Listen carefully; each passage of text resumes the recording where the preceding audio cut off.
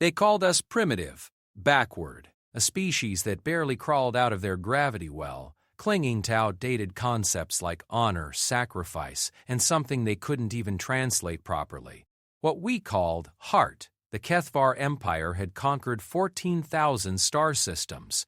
Their fleets moved like clockwork across the galaxy. Their technology so advanced it seemed like magic to lesser species.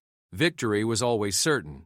Resistance always futile. They had protocols for everything: subjugation, integration, elimination. But they had no protocol for what happened when humanity said no. What they discovered wasn't just our weapons or our tactics.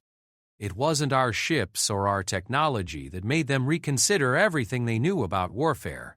It was something far more dangerous, something that lived in our stories, our myths, our legends, something that turned ordinary humans into forces of nature when pushed too far. The Empire was about to learn that some species don't just fight back. Some species become legends themselves, and legends, once awakened, are very difficult to kill. Admiral Zethka stood on the command deck of the Dominion's Fist, watching the blue-green world rotate slowly beneath them. Earth, the third planet in what the primitive inhabitants called the Sol System. According to their scouts, it held approximately 8 billion sentient beings who had somehow managed to split themselves into hundreds of different tribal groups while barely achieving faster-than-light travel. It should have been simple, standard procedure. The HFY Empire had done this same dance 14,000 times across the galaxy. Arrive, demonstrate overwhelming superiority, accept surrender, integrate useful resources and population. The humans would see reason, just like every other species eventually did. "Sir, their governments are requesting another communication window," reported Communications Officer Veltar, her forearms dancing across the holographic displays with practiced efficiency. They seem to believe they can negotiate terms. Zethka's mandibles clicked in what his species considered amusement. "Patch them through. Let's see what primitives consider diplomacy." The main screen flickered to life, showing a collection of humans in what appeared to be their finest ceremonial coverings. They called themselves the United Nations, though Zethka's intelligence reports suggested these nations were anything but united. The apparent leader, a female with graying fur on her head, spoke in the Universal Translator's mechanical voice. "Admiral, we appreciate your patience with our deliberations. However, after extensive discussion with all member nations, we must respectfully decline your offer of integration into your empire." Silence fell across the command deck. In 14 millennia of expansion, the HFY Empire had never heard those words. Zethka felt his secondary heart skip a beat as he processed what the translator had just conveyed. "I believe there has been a translation error," Zethka said carefully. "Please repeat your statement." The human leader's expression didn't change. Behind her, Zethka could see dozens of other humans, all wearing similar expressions of calm determination. "There was no error, Admiral. Earth rejects your terms. We will not submit to imperial rule." "You seem to misunderstand your situation," Zethka replied, his voice carrying the edge that had convinced countless other species to reconsider their positions.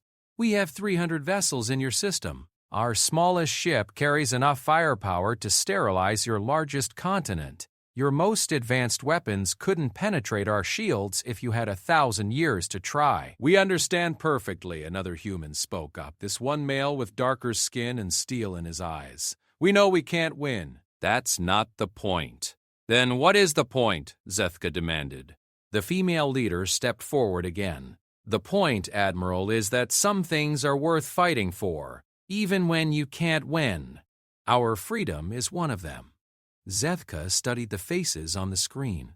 In all his centuries of service, he had learned to read the expressions of dozens of species. Fear, anger, desperation, cunning, he had seen them all. But what he saw in these human faces was something different, something that made his combat implants tingle with warning signals he couldn't quite identify. "You would choose extinction over prosperity?" he asked. "We would choose freedom over slavery," the male human replied. "Always." After the communication ended, Zethka stood in his ready room reviewing intelligence reports on human history. What he found there disturbed him more than he cared to admit. Humans had a pattern repeated throughout their short history of fighting impossible odds. They called it different names: last stands, hopeless causes, Pyrrhic victories, but the theme remained constant. At a place called Thermopylae, 300 warriors had held off an army of hundreds of thousands. At Rorke's Drift, a handful of soldiers had defended against 4,000 attackers. At Stalingrad, an entire city had become a fortress, its people fighting for every street, every building, every room. The humans lost many of these battles, but somehow they turned their defeats into legends that inspired others to fight even harder. "Sir," Tactical Officer Krendos appeared in the doorway. "The Council of Admirals is requesting your recommendations for the human situation." Zethka turned from the display showing images of human monuments to their warriors, strange monuments that celebrated both victory and defeat, as if the humans couldn't tell the difference. "Tell them I need more time to analyze the strategic situation." "Sir, with respect, what is there to analyze?" "They have no space fleet. Their planetary defenses are non-existent. We could complete the operation in a matter of hours." "That's exactly what concerns me," Zethka murmured, but Krendos had already left. Over the next several days, more communications came from Earth. The humans weren't just refusing to surrender, they were preparing to fight. Intelligence reports showed massive mobilization efforts across the planet. Military forces were being consolidated, civilian populations evacuated from major cities, and industrial capacity redirected toward weapons production. More disturbing were the communications being broadcast on human networks. Instead of panic or despair, there was something else: determination, unity, purpose. The same tribal groups that had been fighting each other for millennia were suddenly working together with an efficiency that bordered on miraculous. "They're turning themselves into a fortress world," reported Intelligence Chief Mordoon during the daily briefing. "Every major city is being converted into a defensive position. They're building weapons that can't possibly harm our ships, but they're building them anyway. And the communications traffic suggests they're preparing for what they call total war." "Explain total war," Zethka ordered. "It appears to be a human concept where the entire population becomes combatants. No distinction between military and civilian targets. No surrender under any circumstances. They seem to believe that if they make conquest costly enough, we'll simply leave." Zethka's primary eyes fixed on the intelligence chief. How costly could primitives possibly make it? Mordoon's skin flushed the pale blue of uncertainty. "Sir, I've been studying human military history. They have a disturbing tendency to make everything much more complicated than it should be. In their recent global conflicts, they demonstrated capabilities for warfare that seemed to exceed the sum of their technological parts." "Meaning they fight like they have nothing to lose, sir. And species that fight like they have nothing to lose tend to inflict casualties far beyond what their capabilities suggest possible." That evening, Zethka found himself reviewing more human historical records. The pattern was unmistakable. When faced with overwhelming odds, humans didn't surrender. They adapted. They improvised. They turned everyday objects into weapons, civilians into soldiers, and defeats into rallying cries for the next battle. During something called World War II, the humans had fought with such ferocity that their enemies, despite technological advantages, had found victory far more costly than anticipated. The humans had turned their cities into death traps, their civilians into guerrillas, and their defeats into legends that inspired others to fight even harder. "Admiral," Communications Officer Veltar interrupted his research, "we're receiving another transmission from Earth." This time, the screen showed a different human, younger, wearing what appeared to be military insignia. The determination in his eyes was even stronger than what Zethka had seen before. "Admiral, this is General Patricia Chen, Commanding Officer of United Earth Defense Forces. I'm transmitting to inform you that Earth has completed our preparations for defense.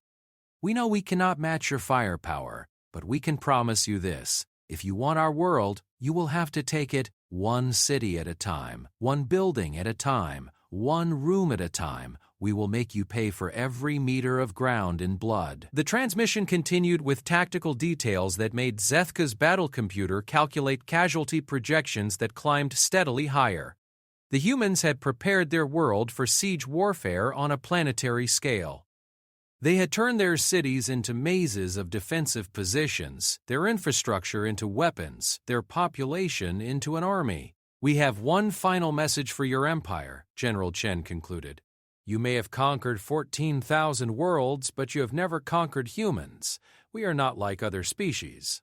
We do not yield, we do not break, we do not surrender. If you want to learn what that means, come and take our world. But know this, legends are born in battles like this, and once a legend is born, it spreads." After the transmission ended, Zethka sat alone in his ready room, staring at the tactical displays. The numbers were clear. The Kethvar fleet could bombard Earth into submission within hours. They could turn every human city into ash and claim the planet's resources without significant losses. But something in General Chen's words echoed in his mind. Legends are born in battles like this, and once a legend is born, it spreads. For the first time in his military career, Admiral Zethka found himself wondering if some victories might be too costly to win, even when victory was certain. The first bombardment began at dawn, Earth time. Zethka had chosen precision strikes, military installations, communication centers, power generation facilities. The standard approach to breaking a species' will to fight. Destroy their ability to coordinate, remove their weapons, leave them helpless and ready to negotiate. The humans had other plans. Within minutes of the first strike on their largest military base, human communication networks began broadcasting something that made the translation computers struggle to process properly. It wasn't tactical communications or distress calls. It was music. Songs about fighting impossible odds, about standing together against darkness, about dying on your feet rather than living on your knees. "Sir," reported Tactical Officer Krendos, his voice carrying a note of confusion, "the humans are broadcasting what appears to be cultural content across all networks. Our psychological warfare specialists believe it's some form of morale enhancement." Zethka studied the displays showing energy signatures from Earth's surface. Instead of the expected pattern of collapse and surrender, human activity was increasing. Industrial centers that should have been abandoned were ramping up production. Population centers that should have been evacuating were mobilizing for defense. "Show me the surface feeds," Zethka ordered. The main display shifted to surveillance images from Earth's major cities. What Zethka saw defied everything he knew about species psychology under attack. Humans weren't panicking or fleeing. They were organizing lines of civilians carrying improvised weapons and supplies moved with purpose through streets that should have been empty. Children and elderly were being moved to fortified positions while adults took positions on rooftops and in windows. More disturbing was their behavior. They weren't acting like a defeated people waiting for inevitable surrender. They were acting like defenders preparing for a siege they intended to win. "Intelligence report," Zethka called out. Intelligence Chief Morden approached with data tablets in 3 of his 4 hands. "Sir, the human response is unlike anything in our historical databases. Standard bombardment protocols assume that demonstrating overwhelming force will break enemy morale. Instead, human morale appears to be increasing." "Explain." "They're treating our attacks as confirmation of their narrative. According to intercepted communications, they believe they're now fighting the good fight against an evil empire. This appears to be a significant psychological trigger for their species." Zethka's mandibles clicked in irritation. "Show me the casualty reports." The numbers appeared on his personal display. Minimal. The precision strikes had been almost surgical in their accuracy. A few thousand human military personnel eliminated, strategic installations neutralized, but civilian casualties kept deliberately low according to standard protocol. "Sir," Communications Officer Veltar called out, "we're receiving another transmission from Earth." This time the screen showed General Chen again, but she was no longer in what appeared to be a command center. She was standing on the rubble of what intelligence confirmed was the primary military installation that had been destroyed hours earlier. Behind her, humans in military and civilian clothing were working together to clear debris and set up defensive positions. "Admiral," General Chen began, and Zethka noted that her voice was steadier than before, not weaker. "Thank you for demonstrating the exact threat we told our people you represented. Your precision strikes have eliminated any remaining debate about whether this is a war of conquest or extermination. Now everyone understands what we're fighting." The image shifted to show other locations across Earth. Everywhere the Kethvar had struck, humans were rebuilding defensive positions from the rubble. More shocking, civilians were joining military personnel in numbers that exceeded pre-attack mobilization levels. "You wanted to break our will to resist," General Chen continued. "Instead, you've given us proof that resistance is the only option. Every bomb you drop, every installation you destroy, every life you take, just proves to more humans that surrender means extinction." Zethka found himself studying the human general's face with growing unease. He had seen this expression before in historical records of the most dangerous enemies the Empire had ever faced. It was the expression of someone who had stopped calculating odds and started calculating how much damage they could inflict before dying. "We have a saying on Earth, Admiral. You have awakened a sleeping giant. You wanted to fight humans. Now you're going to learn what humans become when they're fighting for everything they hold dear." The transmission ended, leaving the command deck in uncomfortable silence. "Sir," Krendo spoke carefully, "perhaps we should escalate to full planetary bombardment." "End this quickly." Zethka turned from the display, considering. Full bombardment would work. It always worked, but something about the human response pattern was triggering warning algorithms in his command implants that he couldn't quite identify. "Show me projections for full bombardment," he ordered. The tactical computers generated the scenarios instantly. Complete human military elimination in 6 hours. Total infrastructure destruction in 12. Full sterilization of the planetary surface in 18. Clean, efficient, absolute. Now show me psychological profiles for surviving human populations in nearby systems. The computer paused, then generated a disturbing projection. Human colonies and other star systems would receive detailed information about Earth's destruction. Based on human psychological patterns, the result wouldn't be submission. It would be radicalization. Every human settlement would become a potential insurgent base, every human ship a possible terrorist weapon. "Sir," Intelligence Chief Morden interrupted his analysis, "we're detecting unusual activity in the outer system." The display shifted to show the asteroid belt between the 4th and 5th planets. Human industrial vessels were moving among the larger asteroids with purpose that suggested coordination rather than evacuation. "What are they doing out there?" "Unknown, sir. Our scans show increased mining and industrial activity, but the energy signatures don't match any known human technology patterns." Zethka studied the data, feeling his combat implants generating alert signals he couldn't explain. "Increase surveillance on outer system activity, and get me detailed analyses of human industrial capabilities."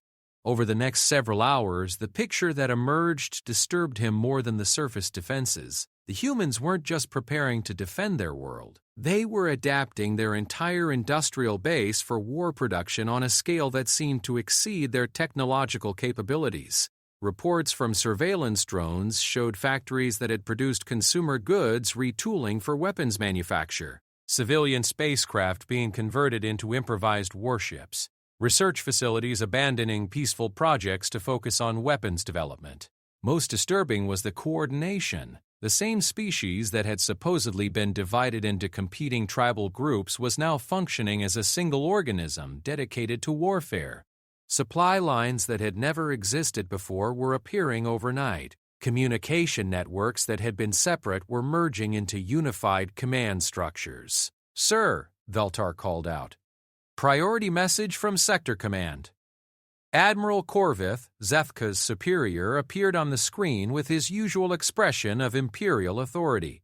"Zethka, what's the status of the human integration? Complicated, sir. The humans have refused surrender and are preparing for extended resistance. Then crush them and move on. Why are you wasting time with primitives? Zethka hesitated. Sir, the human response pattern suggests this may not be as straightforward as standard procedure assumes.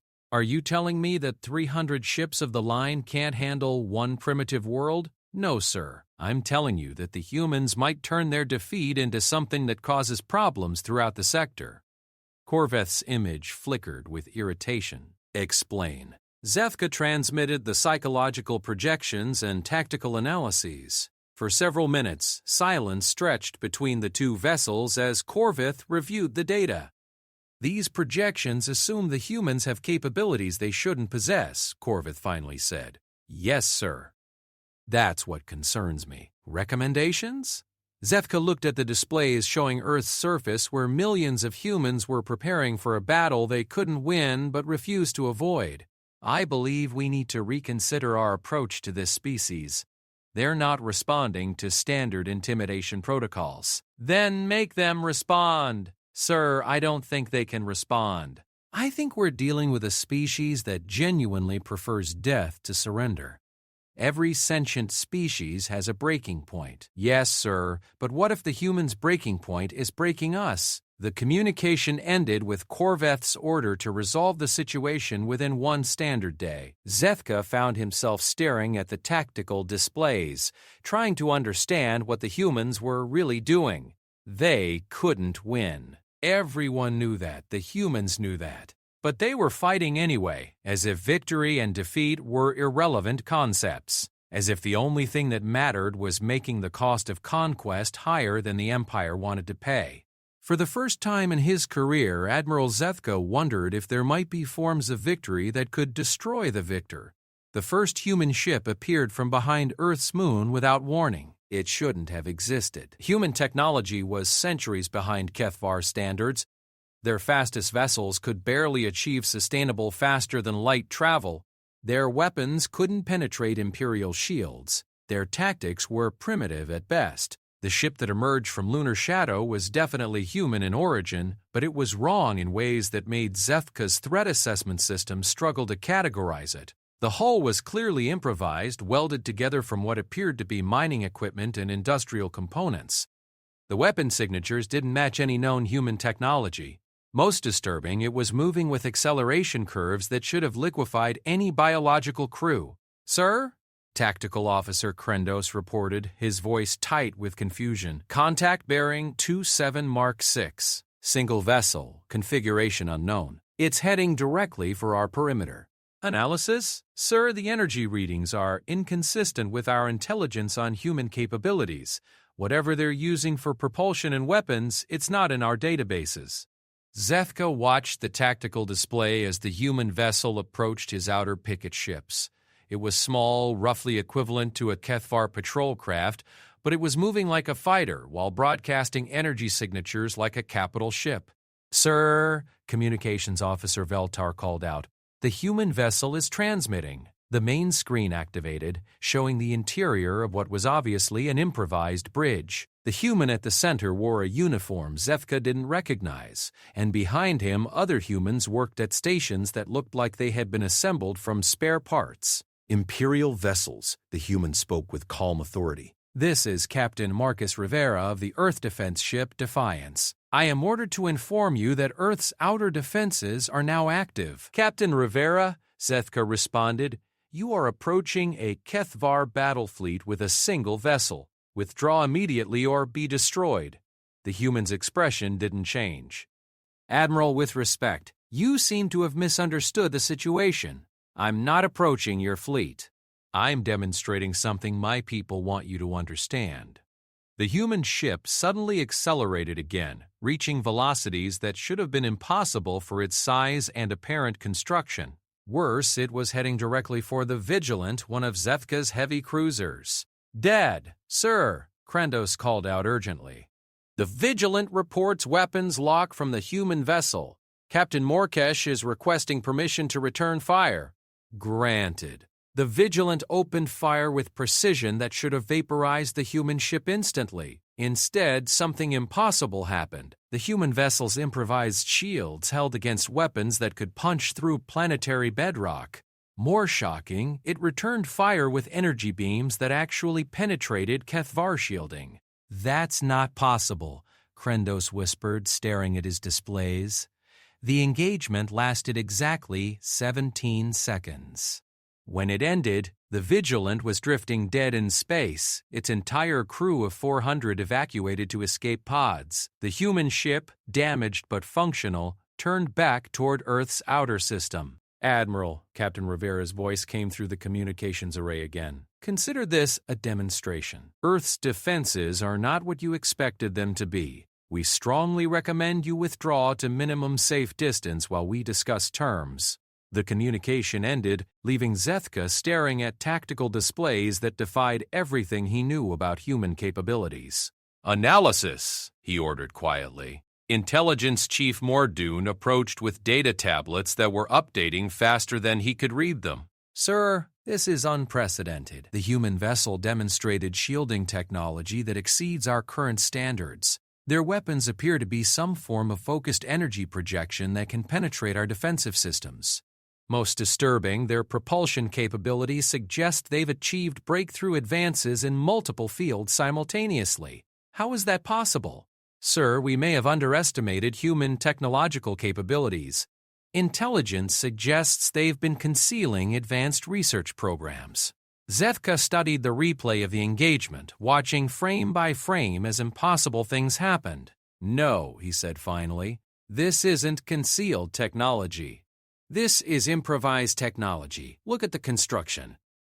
Look at the energy patterns. They built this ship in the last few days." The implications of that statement settled over the command deck like a weight. If humans could improvise technology that exceeded Kethvar standards in a matter of days, what could they accomplish with weeks or months of preparation? "Sir," Veltar interrupted, "multiple contacts emerging from the outer system.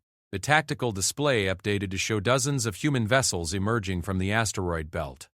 Each was different, clearly improvised from industrial equipment, but all were broadcasting energy signatures that suggested weapons and defensive capabilities far beyond anything in the Imperial databases.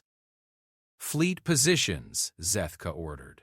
"Sir, the human vessels are not approaching in attack formation. They appear to be establishing a defensive perimeter around Earth." Zethka studied the positioning.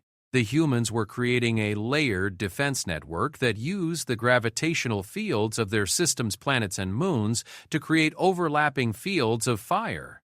It was sophisticated tactical thinking that suggested unified command and advanced strategic planning. "Get me a priority channel to Sector Command," Zethka ordered. When Admiral Korvith appeared on screen, his expression was already grim.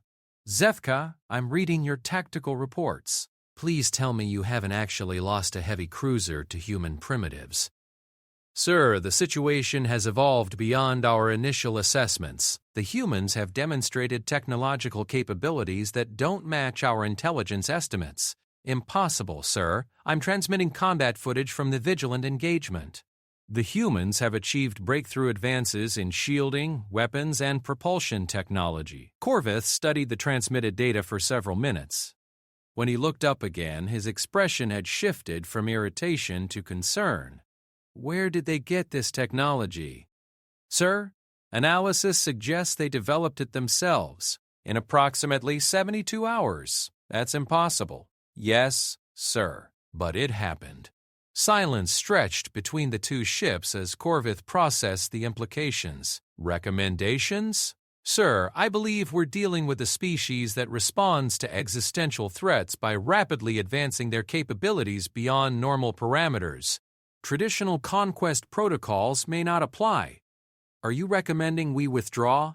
Zethka looked at his tactical displays, where 43 human vessels had established defensive positions that covered every approach to Earth. Each vessel was broadcasting weapon signatures that suggested they could threaten Kethvar ships of the line. "Sir, I'm recommending we reassess whether conquest of this species serves Imperial interests." "Explain." If humans can advance from primitive technology to near parity with imperial standards in less than a week when threatened with extinction, what happens when we threaten their colonies, their trading partners, their allies? Corvith's expression grew thoughtful. You believe they would share these advances? Sir, human psychological profiles suggest they form collaborative relationships under stress. If we push them to develop advanced weapons technology, they will almost certainly share it with anyone willing to fight beside them. The communication paused as both admirals considered the strategic implications. A species that could rapidly advance their technology and shared those advances with allies could destabilize the entire imperial expansion model. Sir, Zethka continued, there's something else. The human vessels aren't just defending Earth. They're positioned to observe our tactics, our capabilities, our technology. Every minute we remain in this system, they're learning how to fight us more effectively. And if we withdraw, then we admit that a single primitive world successfully resisted the Empire. That information spreads to every world in the sector. But if we don't withdraw, then we risk discovering what other advances humans can make when they have more time to prepare. Corvith's image flickered as he processed the tactical situation. Hold position. Don't engage unless fired upon. I'm calling for strategic assessment from the Imperial Council. After the communication ended, Zethka found himself studying the human defensive network with growing unease. The ships were clearly improvised, but their positioning demonstrated strategic thinking that rivaled Imperial tactical doctrine. More disturbing, they were continuing to modify their vessels even as they held position, suggesting ongoing technological development. Sir, Intelligence Chief Morden approached with new data. Long-range sensors are detecting additional construction activity throughout the Sol system. The humans appear to be converting every available industrial facility for military production. Show me. The display revealed a picture that defied everything Zethka thought he knew about human capabilities. Mining operations in the outer planets were being retooled for weapons production. Space stations were being modified for shipbuilding. Even civilian vessels were being converted to military purposes with efficiency that suggested centralized planning and unlimited resources. Sir, Morden continued, there's something else. We're detecting energy signatures from Earth's surface that suggest they're building planetary defense systems using the same advanced technology. Zethka stared at the tactical displays, trying to understand what he was really looking at. In less than a week, humans had transformed from primitives barely capable of space travel into a species that could threaten Imperial vessels with improvised technology. The most disturbing question was what they would be capable of in a month, or a year, or a decade if left to continue their technological advancement. For the first time in his career, Admiral Zethka wondered if the Empire had encountered something more dangerous than an enemy that couldn't be defeated. They had encountered an enemy that became stronger every time you fought it. 3 days passed in tense standoff, and in those 3 days, everything changed. Zethka watched his tactical displays with growing alarm as human industrial capacity expanded beyond all reasonable projections. The 43 improvised vessels had become 67, then 80, 9, then 100. Each new ship was more advanced than the last, incorporating lessons learned from observing Kethvar technology and tactics. More disturbing was the intelligence flowing in from across the sector. Human colonies that had been little more than research outposts or mining operations were suddenly broadcasting energy signatures that suggested advanced manufacturing capabilities. Trade routes that had carried agricultural products and raw materials were now moving what appeared to be weapons and technology. Sir, Intelligence Chief Morden reported during the morning briefing, we're detecting faster-than-light communications traffic between Earth and human settlements across 17 star systems. The content is heavily encrypted, but the volume suggests coordinated planning on an unprecedented scale. Show me the distribution pattern, Zethka ordered. The star chart that appeared made his primary heart skip a beat. Human settlements formed a network that stretched across 3 sectors of Imperial space. Individually, they were insignificant. Together, they represented a potential insurgency network that could threaten Imperial control across hundreds of star systems. Sir, Tactical Officer Krendos spoke carefully. Long-range sensors are detecting ships approaching the outer system.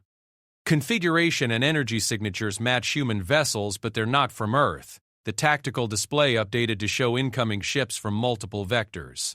According to their transponder signals, they were coming from human colonies as far away as the Centauri system and as close as the Jupiter mining stations. Each vessel was broadcasting the same message.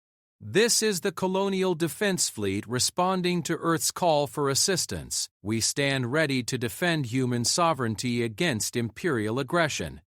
Zethka counted the incoming vessels with growing unease. 26 ships, all broadcasting energy signatures that suggested the same advanced technology that had destroyed the Vigilant. Worse, their approach patterns demonstrated coordination and tactical sophistication that hadn't existed in human space forces a week earlier. Sir, Communications Officer Veltar called out, priority transmission from the lead colonial vessel. The screen activated to show a human female in what appeared to be a modified civilian uniform. Behind her, Zethka could see a bridge that looked like it had been assembled from mining equipment and research laboratory components, but the crew moved with military precision.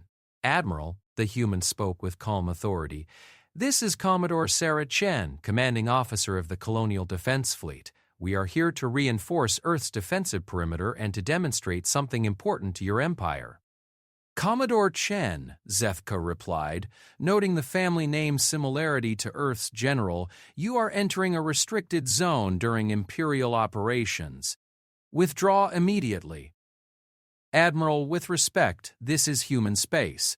We don't recognize Imperial authority here. Then you will be destroyed. Commodore Chen's expression didn't change, but something in her eyes reminded Zethka of the look he had seen in General Chen's face days earlier. The look of someone who had stopped calculating survival and started calculating damage.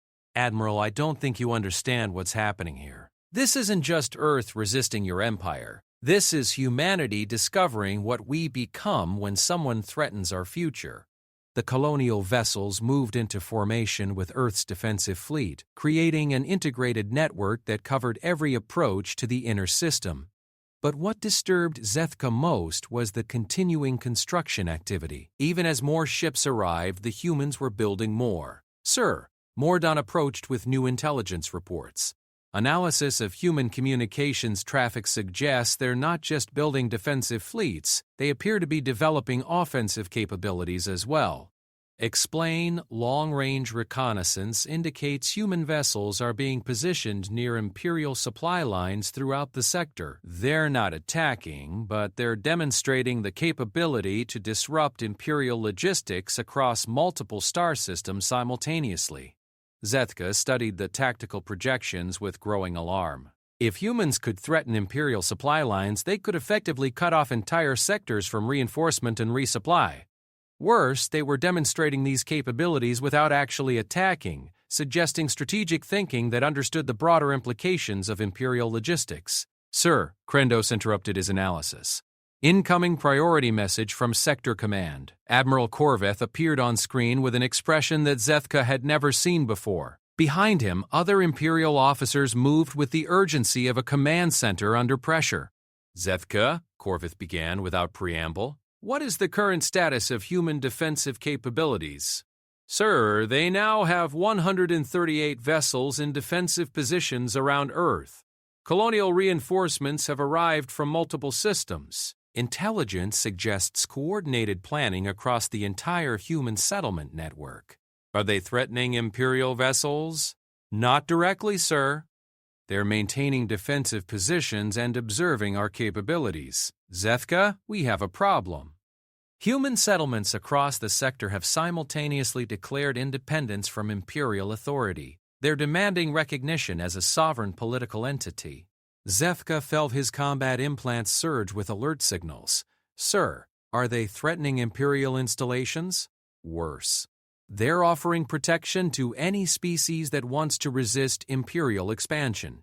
3 non-human worlds have already requested human assistance against Imperial integration protocols. The implications hit Zethka like a physical blow. The humans weren't just resisting conquest, they were creating an alternative to Imperial rule. If other species began to see humans as protectors rather than the Empire as inevitable conquerors, the entire Imperial expansion model could collapse. Sir, recommendations? The Imperial Council is divided. Some want immediate full-scale assault to end this before it spreads. Others want to negotiate a settlement before the situation destabilizes the entire sector. And your orders? Corveth paused, and in that pause Zethka heard something he had never heard before in an Imperial Admiral's voice. Uncertainty. Find out what the humans really want, Corveth said finally, and find out what they're really capable of. After the communication ended, Zethka stood alone in his ready room, reviewing tactical projections that painted an increasingly disturbing picture. In 1 week, humans had transformed from insignificant primitives into a threat that could potentially destabilize Imperial control across multiple sectors. More alarming was their pattern of technological advancement. Every day, human vessels demonstrated new capabilities. Their shields grew stronger, their weapons more effective, their tactics more sophisticated. They were learning from every observation of Imperial technology and adapting at a rate that exceeded anything in Imperial experience. "Sir," Veltar's voice interrupted his analysis. "Incoming transmission from Earth. It's General Chen again. The screen activated to show the human general, but she was no longer on Earth's surface. She was on what appeared to be the bridge of one of the improvised vessels, surrounded by humans from both Earth and the colonies working together with seamless coordination." "Admiral," General Chen began, "I believe it's time for a more detailed conversation about our respective positions. General, your position is clear. You're resisting lawful Imperial expansion." "Admiral, our position is that we're defending our freedom and offering the same defense to anyone else who wants it. Your empire has conquered 14,000 worlds by convincing them that resistance is futile. We're here to prove that resistance is always possible. You cannot win against the empire." "Admiral, you keep saying that as if winning and losing are the only outcomes that matter." "But we've already won something important, which is, we've proven that your empire can be resisted. We've demonstrated that species don't have to choose between submission and extinction. And we've shown that cooperation and determination can overcome overwhelming technological advantages." Zethka studied the general's face, seeing the same calm determination that had disturbed him from the beginning. "What do you want?" "Recognition of human sovereignty over human space, withdrawal of Imperial forces from our systems, and a commitment that the Empire will leave us and our allies alone. And if the Empire refuses, then we continue to demonstrate that resistance is possible, and we help any species that asks for assistance in making their own resistance possible." The transmission ended, leaving Zethka with a choice that would define not just his career but potentially the future of the Empire itself. He could escalate to full military assault and risk creating martyrs whose example could inspire rebellion across the galaxy. Or he could negotiate and admit that the Empire could be successfully resisted. Either choice would change everything. For the first time in Imperial history, a single species had forced the Empire to question whether conquest was always preferable to coexistence, and that question, once asked, could never be unanswered. The Imperial Council convened in emergency session for the first time in 3 centuries. Zethka stood before the assembled admirals and sector governors via holographic projection, knowing that his next words would determine the fate of not just humanity, but the Empire itself. Around the council chamber, the greatest military minds in Kethvar history waited to hear his assessment of the human situation.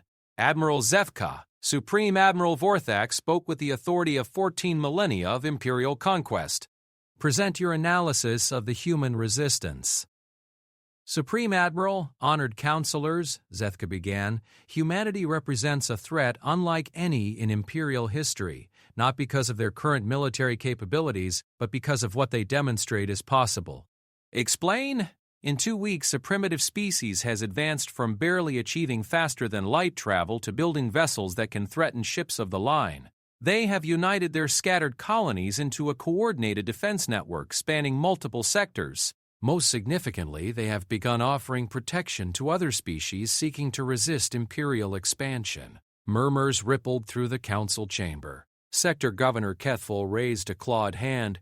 Are you saying that primitives have achieved technological parity with the Empire? No, sir. I'm saying they've achieved something more dangerous. They've proven that rapid advancement is possible when survival is at stake, and they're sharing that knowledge with anyone willing to fight beside them. Supreme Admiral Vorthak leaned forward in his command throne. Recommendations for suppression of this resistance? Zethka hesitated, knowing his next words would be recorded in Imperial history. Supreme Admiral, I don't believe suppression is possible. Silence fell across the council chamber like a weapon discharge. Clarify that statement, Vorthak ordered coldly. Sir, standard suppression requires overwhelming force to break enemy morale. Humans appear to have reverse psychology. The greater the threat, the stronger their resistance becomes. Military pressure doesn't weaken them. It makes them stronger, more united, and more innovative. Then you recommend negotiation? Sir, I recommend recognition of a fundamental strategic reality. We have encountered a species that becomes more dangerous every time we fight them. The question isn't whether we can defeat them, it's whether defeating them serves Imperial interests. Admiral Korveth's image flickered to life from his position at the edge of Imperial space. Supreme Admiral, Admiral Zethka's assessment aligns with intelligence reports from across the sector. Human settlements are sharing advanced technology with any species that requests assistance against Imperial expansion. 3 worlds have successfully resisted integration using human-supplied technology and tactics. 3 worlds have committed treason against the Empire, corrected Sector Governor Morthak. Sir, Zethka interjected, those worlds never accepted Imperial authority. They resisted conquest using newly available alternatives to surrender or extinction. Are you suggesting the Empire should tolerate resistance? Sir, I'm suggesting the Empire should consider whether continued expansion serves Imperial stability when expansion creates organized resistance networks. Supreme Admiral Vorthak stood from his throne, his massive form dominating the council chamber. The Empire has conquered 14,000 worlds through strength and determination. We do not negotiate with primitives. Supreme Admiral, Zethka replied carefully. We may be facing a choice between negotiating with primitives and fighting an expanding network of species that have learned resistance is possible. The tactical displays around the council chamber, human vessels had established permanent defensive positions in 17 star systems. More disturbing, intelligence reports indicated human advisors were working with resistance movements on 12 additional worlds. Sir, Intelligence Coordinator Velkran spoke from his position among the counselors. Analysis suggests the human resistance model is spreading faster than our suppression capabilities. Every successful resistance operation encourages others to request human assistance. What is the current extent of human influence? Vorthak demanded. Sir, active resistance movements with human support are confirmed in 43 systems across 7 sectors. Intelligence suggests potential resistance activity in over 200 additional systems. The numbers settled over the council chamber like a plague report. If humans could inspire and support resistance movements across hundreds of star systems, the Empire faced the possibility of fighting multiple wars simultaneously while trying to maintain control of existing territories. Options, Vorthak ordered. Full military suppression would require reassigning significant fleet resources from border defense and internal security, Admiral Korveth reported. Estimated time for complete suppression, 18 to 36 months, assuming no further expansion of resistance networks. Alternative options? Zethka stepped forward. Negotiated recognition of human sovereignty in exchange for limitation of resistance support to defensive purposes only. Unacceptable. The Empire does not negotiate with rebels. Sir, Zethka continued, there is a third option. Competitive coexistence. Explain. Recognition of human space as an independent political entity, followed by economic and technological competition rather than military conquest. Demonstrate imperial superiority through achievement rather than force. Supreme Admiral Vorthak studied the tactical displays showing human defensive networks that had appeared in systems the Empire had considered secure. You believe competition is preferable to conquest? Sir, I believe some opponents become more dangerous when conquered than when left independent. The debate continued for hours, with counselors presenting arguments for military suppression, negotiated settlement, and various forms of accommodation. But as reports continued to arrive from across the sector, one pattern became undeniable. Human resistance was spreading faster than imperial suppression could contain it. Finally, Supreme Admiral Vorthak called for final recommendations. The Council will consider 3 options, he announced. Full military suppression of human resistance, negotiated recognition of human independence, or designation of human space as a neutral zone pending further developments. Sir, Zethka spoke when given the opportunity for final comment. I believe the Council should consider what humans have actually accomplished. In 2 weeks, they transformed from primitives into a force that threatens imperial expansion. They didn't just resist conquest, they created an alternative to conquest that other species can choose. And your point? My point is that humans have turned themselves into something more dangerous than an enemy. They've become an idea, and ideas once released cannot be conquered by traditional military force. The final vote was closer than any in imperial history. Recognition of human independence passed by a single vote. 3 months later, Admiral Zethka stood on the observation deck of the Dominion's Fist, watching human and imperial vessels conducting joint operations against pirate fleets that threatened both human and imperial space. The humans had kept their agreement to limit resistance support to defensive purposes, but they had also begun sharing certain technologies in exchange for imperial recognition of their territorial claims. It was, Zethka reflected, a very human solution to an impossible problem. Instead of winning or losing, both sides had found a way to benefit from coexistence. Sir, Communications Officer Veltar approached with a data tablet. Message from Earth. The tablet displayed a simple text message from General Chen. Thank you for choosing wisdom over pride. Perhaps our species can learn from each other. Zethka smiled, an expression his species used to indicate satisfaction with complex solutions.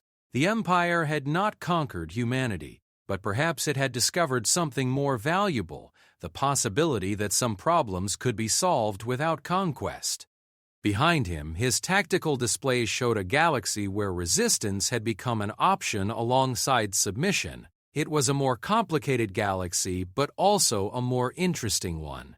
As he watched human and imperial crews working together to protect space lanes that benefited both species, Zethka wondered if perhaps the greatest victory was learning when not to fight at all. The humans had taught the Empire many things. The most important lesson was that some battles, even when winnable, were better ended with handshakes than with weapons, and in learning that lesson, both species had discovered that former enemies could become valuable allies when mutual respect replaced mutual destruction. The galaxy was vast enough for both empires and free peoples to thrive. The humans had simply reminded everyone that some choices were possible that had never been tried before. It was, Zethka thought, a very human contribution to galactic civilization. Humanity angered the Empire, only for them to discover the deadly power of legends. HFY Story.